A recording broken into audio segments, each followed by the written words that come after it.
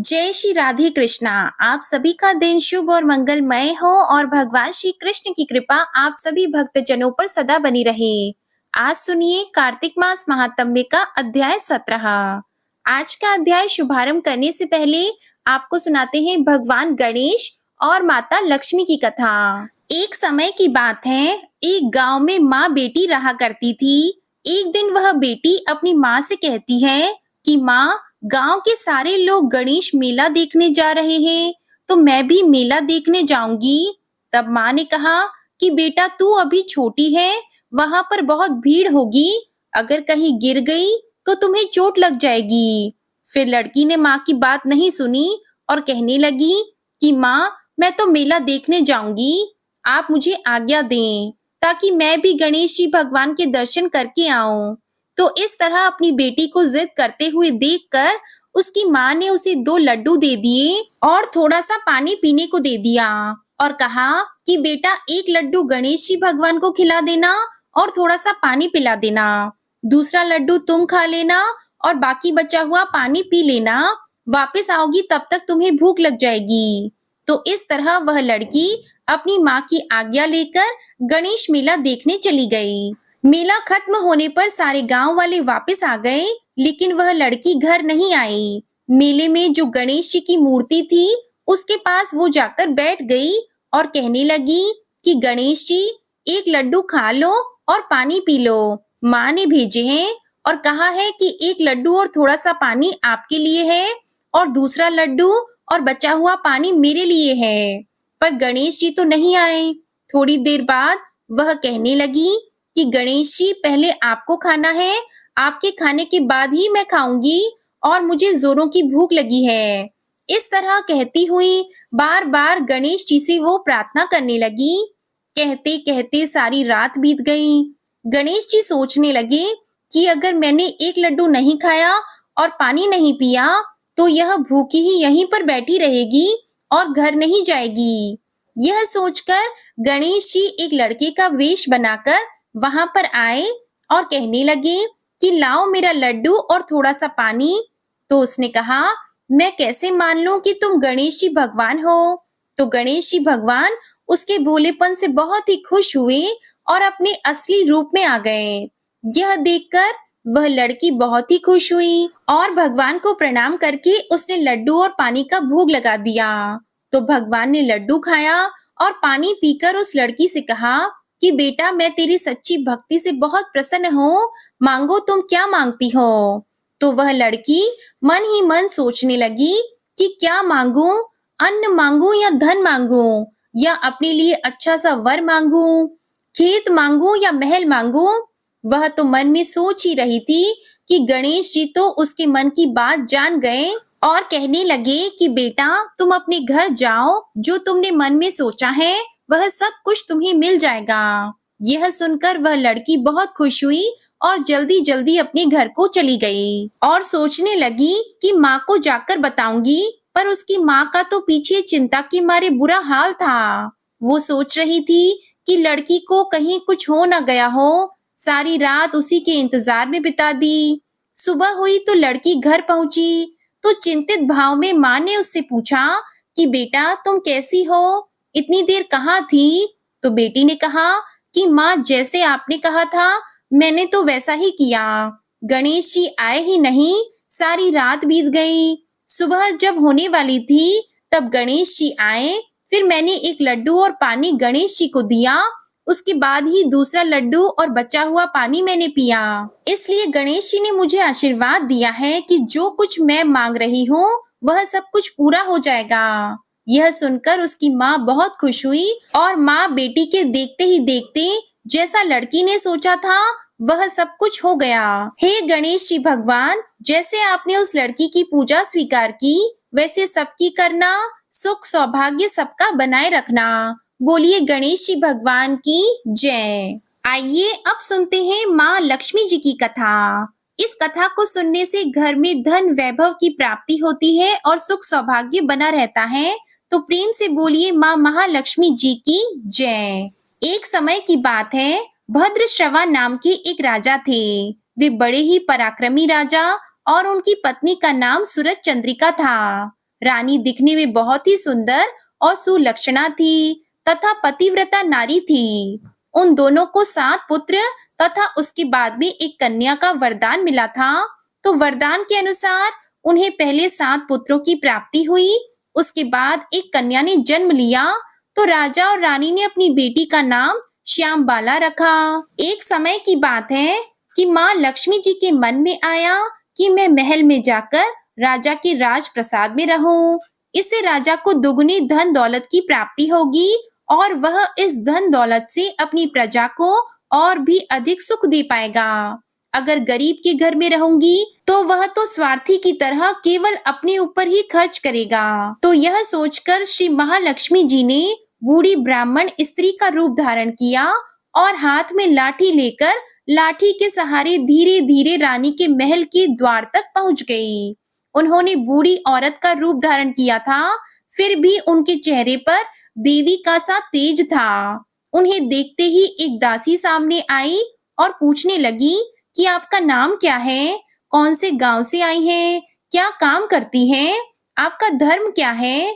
तो वृद्ध ब्राह्मण का रूपधारी लक्ष्मी माता ने कहा कि बेटी मेरा नाम कमला है, मेरे पति का नाम भुवनेश है, हम द्वारिका में रहते हैं। तुम्हारी रानी पिछले जन्म में एक वैश्य की पत्नी थी, वह वैश्य गरीब था, दरिद्रता के कारण इनके घर में रोजाना झगड़े होते थे, उसका पति उसे रोज मारता था।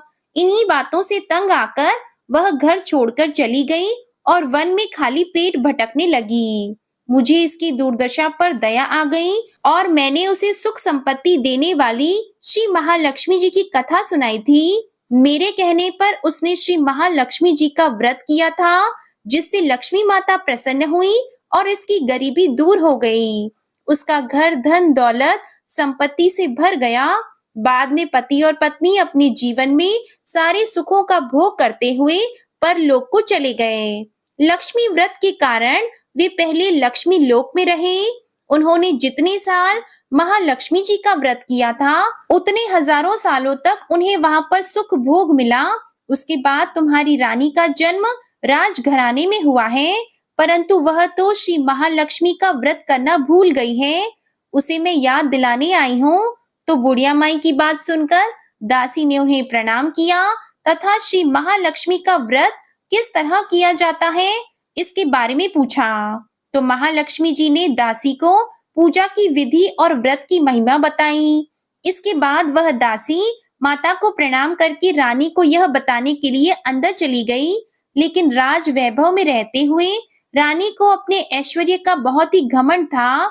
संपत्ति तथा अधिकार की वजह से वह उन्मत्त हो गई थी। दासी द्वारा बताई गई बुढ़िया की बातें सुनकर वह आग बबूला हो गई और भागकर राजद्वार पर आई और बुढ़िया के रूप में आई श्री महालक्ष्मी जी पर क्रोध के मारे न जाने कौन कौन से शब्द कहने लगी। रानी को पता नहीं था कि बुढ़िया के रूप में माँ महालक्ष्मी स्वयं आई हैं। रानी की इस तरह से रूखे बर्ताव को देखकर और अपने अनादर को देखकर माता ने वहां ठहरना उचित नहीं समझा।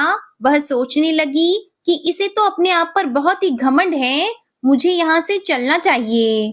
तो वह बुढ़िया के रूप में आई लक्ष्मी माता अपनी लाठी के सहारे धीरे धीरे महल से बाहर निकल गई और जंगल की तरफ जाने लगी। तो गांव के रास्ते में उन्हें राजकुमारी श्यामबाला मिल गई।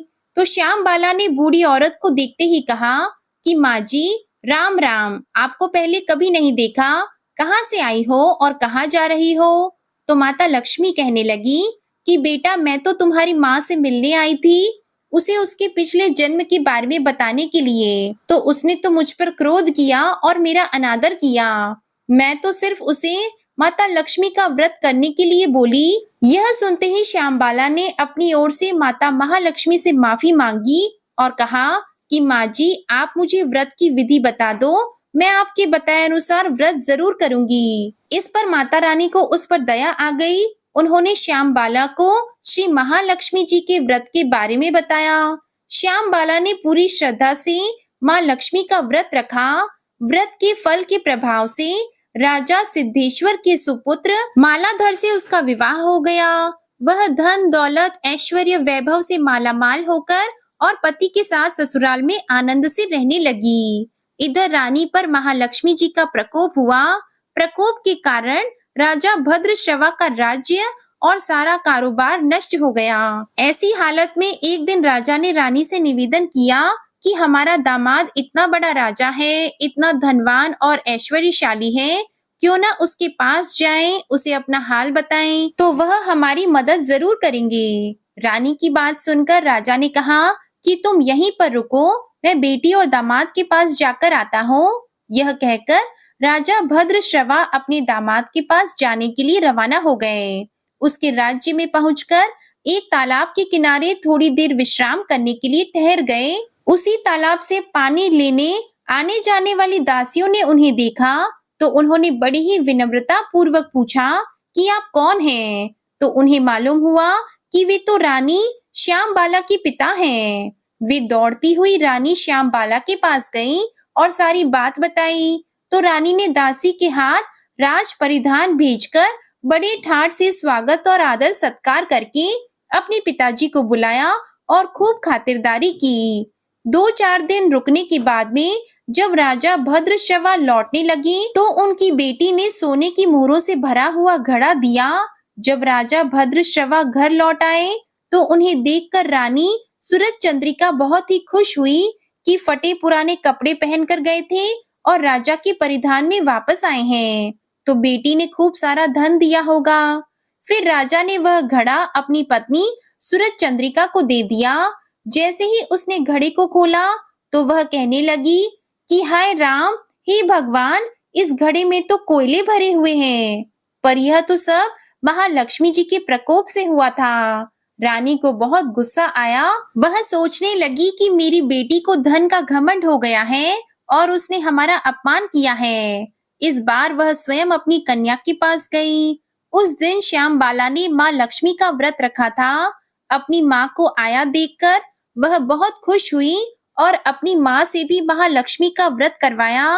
व्रत और पूजा पाठ करने के बाद में रानी अपने घर आ गई। व्रत रखने से रानी को बड़ा ही सुकून महसूस हुआ। रानी भी नियम से लक्ष्मी माता के व्रत को रखने लगी। तो महालक्ष्मी के व्रत को रखने से उसे फिर से राजपाट, धन दौलत, ऐश्वर्य प्राप्त हुआ। वह सुख, शांति और आनंद में जीवन बिताने लगी। कुछ दिनों के बाद में राजकन्या श्यामबाला अपने पिता के घर आई तो उसे घर आया देखकर सूरज चंद्रिका को पुरानी बातें याद आ गई। वह सोचने लगी कि बेटी तो जरूर है, पर इसने अपने पिताजी को कोयले से भरा हुआ घड़ा दिया था, बुरे वक्त में हमारे काम नहीं आई।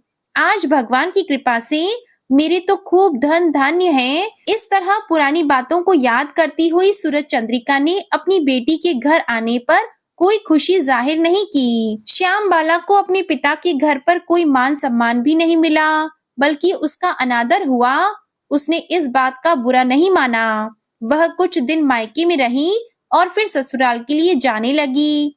तो उसकी माँ ने उसे कुछ नहीं दिया। उसने वहां से थोड़ा सा नमक लिया और अपने पल्ले में बांध लिया और वह अपने ससुराल को लौट आई। श्यामबाला को आया देखकर उसके पति ने पूछा कि श्यामबाला, मायके जाकर आई हो, क्या लेकर आई? तो उसने जवाब दिया कि मैं तो वहां का सार लाई हूँ। तो पति ने पूछा कि इसका मतलब क्या है? तो श्यामबाला ने कहा कि थोड़ा धीरज रखो, सब कुछ मालूम हो जाएगा।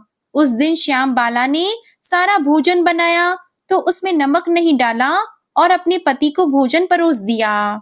पति ने जब भोजन चखा तो सारा खाना बिना नमक की था, उसमें कोई भी स्वाद नहीं था।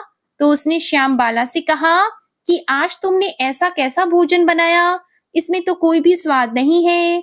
तो अपने पति की बात सुनकर श्यामबाला ने अपनी चुनरी के पल्ले की लगाई हुई गांठ खोलकर उसमें से नमक डाल दिया, जिससे सारा भोजन स्वादिष्ट हो गया। अब उसके पति ने कहा कि भोजन अब स्वादिष्ट हो गया है, आपने बिना नमक के भोजन क्यों बनाया था? तो श्यामबाला बोली कि स्वामी, यही है मायके से लाया हुआ सार। श्यामबाला के इतना कहते ही उसके पति को सारी बात समझ में आ गई। फिर दोनों हंसने लगे और साथ साथ भोजन करने लगे। हे लक्ष्मी माता, जैसे आपने श्यामबाला को धन धान्य दिया, वैसा हमें भी देना। सुख सौभाग्य का वास करना, अन्न धन के भंडार भरना। जो भी आपकी इस कथा को सुने या सुनाए, उसकी सभी मनोकामनाएं पूरी करना। बोलिए माँ लक्ष्मी जी की जय। अब सुनिए आज का कार्तिक मास महात्म्य। दीपावली को दीपमालिका के महत्व और महालक्ष्मी जी के पूजन की विधि ध्यान पूर्वक सुनने के बाद महाराज पृथु ने नारद जी से विनती की कि हे देवर्षि, अब आप अन्नकूट और गोवर्धन का महात्म्य सुनाने की कृपा कीजिए। तब देवर्षि कहने लगे, दीपावली के अगले दिन कार्तिक शुक्ल प्रतिपदा को गोवर्धन पूजा और अन्नकूट होता है और इस दिन पृथ्वी पर गोबर का गोवर्धन बनाकर उसका पूजन करें और अन्नकूट बनाएं। ब्राह्मणों को भोजन कराने के बाद स्वयं भोजन करें। गौ और बैल का भी पूजन करना चाहिए। दिन के तीसरे पहर में मार्ग पालिका बांधें। इस दिन जवाई का भी पूजन होता है। जवाई अर्थात दामाद को घर पर बुलाकर उनका आदर सत्कार और पूजन भी करना चाहिए। राजा पृथु पूछने लगे, हे नारद जी, सबसे पहले यह पूजन किसने और कब किया था? कृपया यह भी बताइए।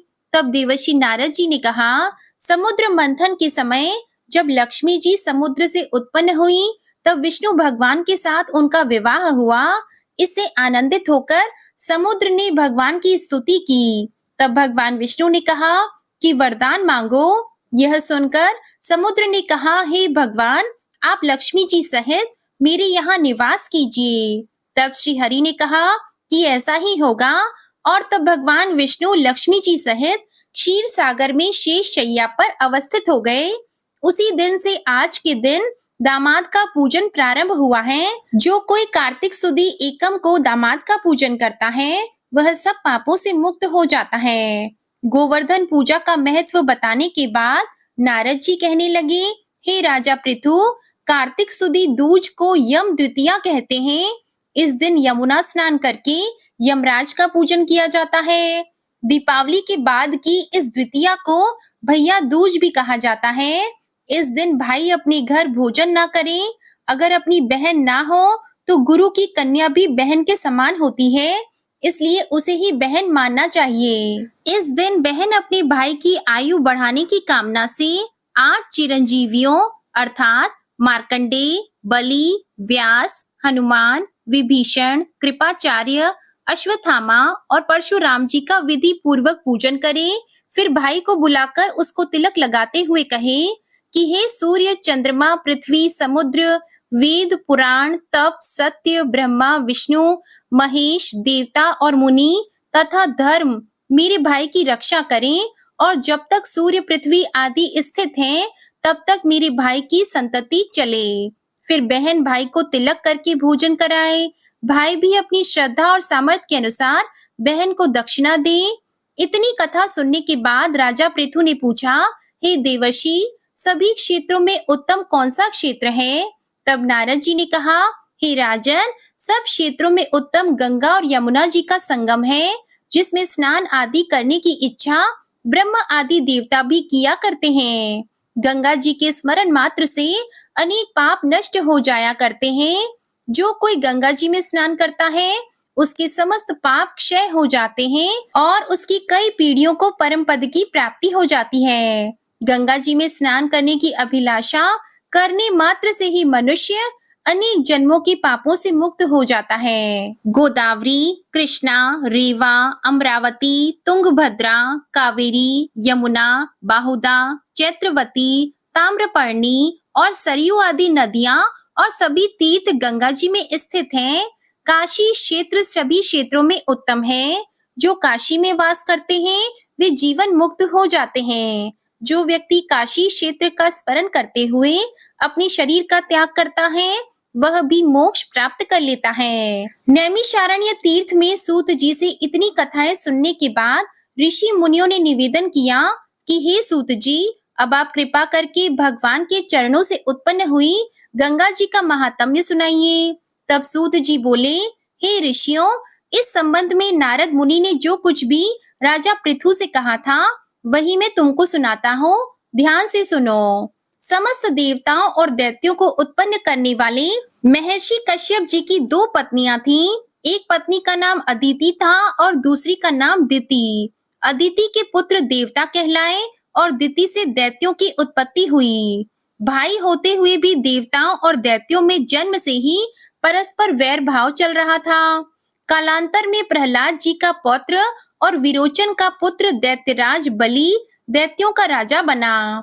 उसकी सेना अत्यंत विशाल थी। समस्त पृथ्वी पर विजय प्राप्त करने के बाद उसने स्वर्ग पर अधिकार जमाने के लिए देवताओं पर ही चढ़ाई कर दी। अपने राज्य को दैत्यों से घिरा हुआ देखकर इंद्र सहित सभी देवता युद्ध करने के लिए मैदान में आ डटे। बहुत भीषण घोर संग्राम हुआ जो अनेक वर्षों तक चलता रहा। जब देवताओं ने देखा कि दैत्यों की शक्ति में तो कोई कमी नहीं आई और वे निरंतर आगे ही बढ़ते जा रहे हैं, तब देवता मैदान छोड़कर भाग खड़े हुए। इस प्रकार दैत्यों ने स्वर्ग पर अधिकार कर लिया और बलि स्वयं इंद्रासन पर बैठकर शासन करने लगा। अब तो यज्ञ की हवि देवताओं के स्थान पर दैत्यराज बलि और अन्य दैत्यगण ग्रहण करने लगे। अपने पुत्रों अर्थात देवों को दुखी और आश्रयहीन देखकर अदिति देवताओं की जय और दैत्यों की पराजय के लिए तपस्या करने के लिए हिमाचल पर्वत पर चली गईं। वहां कुछ समय तक फलाहार, कुछ समय तक सूखे पत्ते और कुछ समय तक केवल वायु का ही सेवन करती रही। फिर पैर के पंजों पर ही खड़ी होकर भगवान का तप करने लगी। इस प्रकार अदिति ने 1000 वर्ष तक बहुत कठिन उग्र तप किया। दिति के पुत्र मायावी राक्षस इस घोर तप से चिंतित होकर राक्षसी माया द्वारा देवताओं का रूप धारण करके अदिति के पास आकर बोले कि हे माता, आप हमारे लिए इतना घोर तप क्यों कर रही हैं? आत्मघात करना सभी शास्त्रों में पाप बताया गया है। हम आपका यह दुख सहन नहीं कर सकते। कोई भी पुत्र अपनी माता से विमुख नहीं हो सकता और ना ही माता को दुखी देखकर सुखी रह सकता है। इसलिए हे माता जी, शास्त्रों का कथन है कि जिसके घर में कल्याणकारिणी माता नहीं और प्रिय बोलने वाली पतिव्रता पत्नी नहीं, उसका तो जीवन ही निरर्थक है। इसलिए आप अपनी तपस्या छोड़कर अब हमारे साथ घर चलिए और हम पुत्रों को सुखी कीजिए। मायावी दैत्यों के इस प्रकार छल से कहने पर भी अदिति समाधि से विचलित नहीं हुई। तब उन्होंने अदिति को ही मार डालने का निश्चय किया। इस कुकृत्य के लिए दैत्यों ने उस वन में आग लगा दी जिसमें अदिति तपस्या कर रही थी। भगवान की कृपा से उस अग्नि द्वारा अदिति को तो किसी प्रकार की हानि ही नहीं पहुंची और उन्हें इस अग्नि का पता तक नहीं चला। भगवान का सुदर्शन चक्र अदिति की रक्षा करता रहा और सभी दैत्य स्वयं ही अपनी जलाई हुई अग्नि में जलकर भस्म हो गए। इस प्रकार देवताओं का फिर से स्वर्ग पर अधिकार हो गया। नैमिषारण्य तीर्थ में स्थित ऋषि मुनियों को श्री सूत जी महाराज यह महात्म्य सुनाने के बाद कुछ क्षण के लिए मौन हो गए। इसके आगे का वृतांत आप सभी अगले अध्याय में सुनेंगे। अब सुनिए श्री तुलसी चालीसा। जय जय तुलसी भगवती सत्यवती सुखदानी, नमो नमो हरि प्रेयसी श्री वृंदा गुण खानी। श्री हरि शीश बिरजनी देहो अमर वर अम्ब, जनहित है वृंदावनी अब न करहु विलंब। धन्य धन्य श्री तुलसी माता, महिमा अगम सदा श्रुति गाता।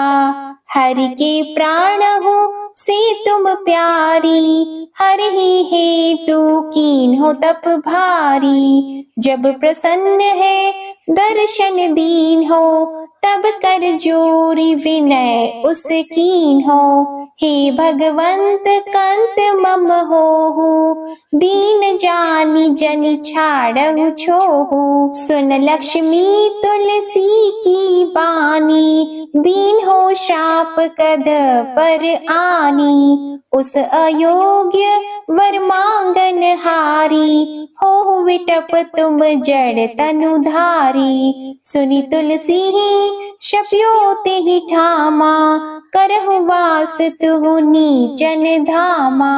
दियो वचन हरि तब तत्काला, सुनहु सुमुखी जनि होहु बिहाला। समय पाई वो द्रौपदी तोरा, पूजी हो आस वचन सत मोरा। तब गोकुल महा गोप सुदामा, तासु भई तुलसी तू बामा। कृष्ण रास लीला की माही, राधे शक्यु प्रेम लखी नाही। दियो शाप तुलसी तत्काला, नरलोकी तुम जन्महु बाला। या गोप वह दानव राजा, शंख चूड़ नामक शिर ताजा। तुलसी भई तासु की नारी, परम सती गुण रूप अगारी। अस द्वे कल्प बीत जब गयऊ, कल्प त्रेत जन्म तब भयहु। वृंदा नाम भयो तुलसी को, असुर जलंधर नाम पति को। करि अति द्वंद अतुल बल धामा, लीन्हा शंकर से संग्रामा। अब निज सैन्य सहित शिव हारे, मरहि न तब हर हरि ही पुकारे। पतिव्रता वृंदा थी नारी, को न सके पति ही संहारी। तब जलंधर ही भेष बनाई, वृंदा ठिग हरि पहुँचियो जाई। शिव हित लहि करी कपट प्रसंगा, कियो सतीत्व धर्म तो ही भंगा। भयो जलंधर कर संहारा, सुनी और शोक उपारा। तिहि क्षण दियो कपट हरि तारी, लखी वृंदा दुख गिरा उचारी। जलंधर जस हत्यो अभीता, सोई रावण तस हरि सीता। अस प्रस्तर सम हृदय तुम्हारा, धर्म खंडी मम पति सहारा। यही कारण लही शाप हमारा, होवे तनु पाषाण तुम्हारा। सुनि हरि तुरत ही वचन उचारे, दियो शाप बिना विचारे। लखियो न निज कर तूति पति को, छलन चाहियो जब पार्वती को। जड़मति तो अस हो जड़ रूपा, जगमह तुलसी विटप अनूपा। धग्व रूप हम शालिग्रामा, नदी गंड की बीच ललामा। जो तुलसी दल हम ही चढ़ी है, सब सुख भोगी परम पद पई है। बिनु तुलसी हरि जलत शरीरा, अतिशय उठत शीश उर पीरा। जो तुलसी दल हरि शिर धारत, सो सहस्त्र घट अमृत डारत। तुलसी हरि मन रंजनिहारी, रोग दोष दुख भंजनिहारी। प्रेम सहित हरि भजन निरंतर, तुलसी राधा में नाही अंतर। व्यंजन हो 56 प्रकारा, बिन तुलसी दल न हरि प्यारा। सकल तीर्थ तुलसी तरु छाही, लहत मोक्ति जन संशय नाही। कवि सुंदर एक हरि गुण गावत, तुलसी निकट सहस गुण पावत। बसत निकट दुर्वासा धामा, जो प्रयास ते पूर्व ललामा।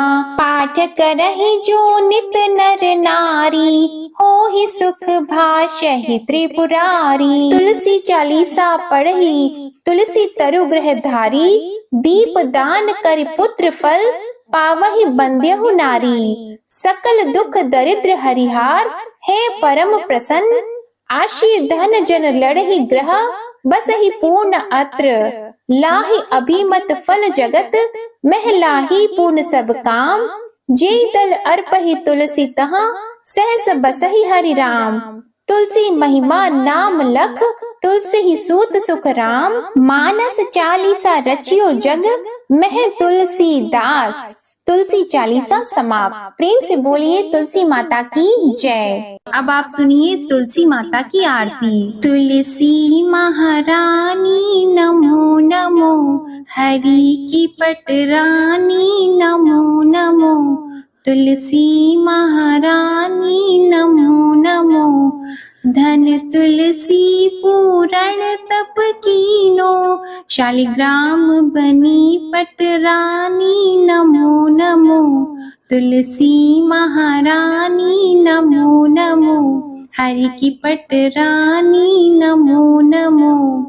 जाकी पत्र मंजरी कोमल, श्रीपति कमल चरण लपटानी, नमो नमो तुलसी महारानी, नमो नमो हरि की पटरानी, नमो नमो।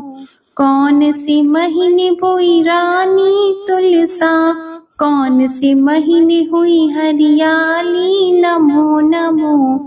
कौन से महीने हुई तेरी पूजा, कौन से महीने हुई पटरानी, नमो नमो तुलसी महारानी, नमो नमो हरि की पटरानी, नमो नमो।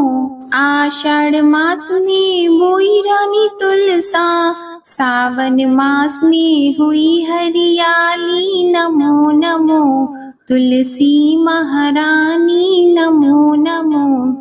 कार्तिक मास में हुई तेरी पूजा, मंगसिर मास में हुई पटरानी, नमो नमो तुलसी महारानी, नमो नमो।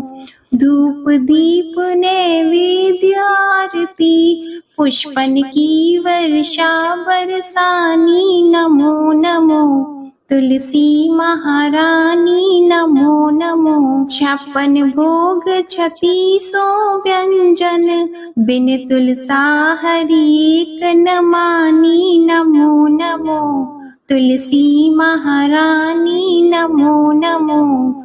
जो तुलसी को सवेरे गाए, श्री कृष्ण के दर्शन पाए, नमो नमो तुलसी महारानी, नमो नमो।